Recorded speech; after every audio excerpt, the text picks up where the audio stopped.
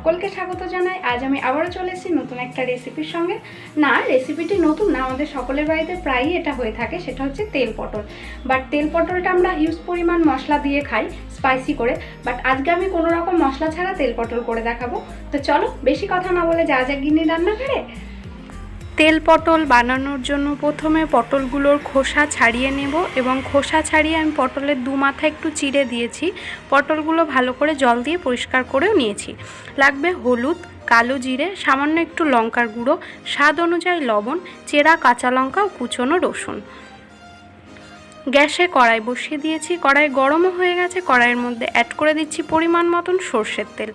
এই রেসিপিতে তেলের পরিমাণটা একটু বেশি লাগবে, তবে যারা তেলটা বেশি খেতে অ্যাভয়েড করো তারা কম তেলেও রান্না করতে পারো।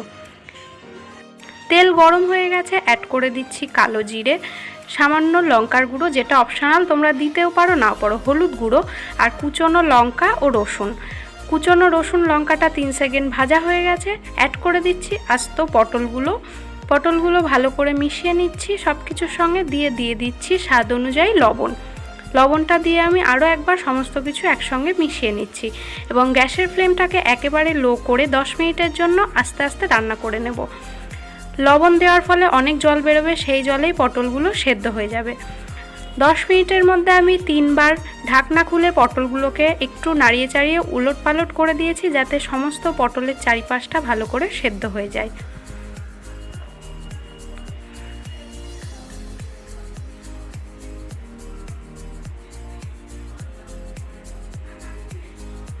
দশ মিনিট হয়ে গেছে, পটলগুলো সেদ্ধও হয়ে গেছে সব ভালোভাবে। এবারে গ্যাসের ফ্লেমটাকে হাই করে দিয়ে আমি ততক্ষণ ভাজতে থাকবো যতক্ষণ পটলগুলো গোল্ডেন ব্রাউন না হয়। পটলগুলো ভাজার সময় উল্টে পাল্টে দিতে হবে, যাতে পটলের চারিপাশগুলোই ভালো করে লাল লাল রঙের হয়ে যায়।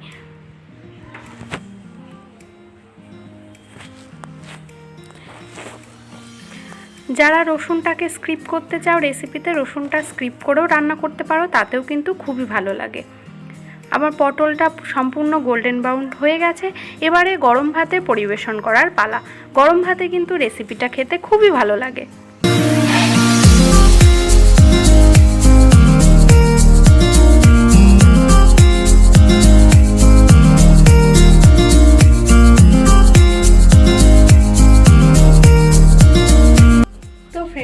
কোনো রকম বাটাবুটির ঝামেলা ছাড়াই তেল পটল রেডি হয়ে গেল। আমাদের বাড়ির সকলের এটা কিন্তু খুব ফেভারিট। গরম ভাতে কিন্তু এটা দিয়ে এক থালা ভাত এমনিই খাওয়া যায়। তোমরা ঘরে অবশ্যই ট্রাই করো, আশা করছি খুবই ভালো লাগবে। আর ভিডিওটি ভালো লাগলে আমার চ্যানেলটিকে একটি সাবস্ক্রাইব করে পাশে থাকা বেল আইকনটি ক্লিক করে দাও, যাতে আমার ভিডিওর নোটিফিকেশন সবার আগে তোমার কাছে পৌঁছে যায়। আজকের মতন এই পর্যন্তই। আবার অন্য কোনো দিন অন্য কোনো রেসিপির সঙ্গে দেখা হবে। ততক্ষণ সুস্থ থাকবেন আর দেখতে থাকুন গিন্নির রেসিপি। নমস্কার।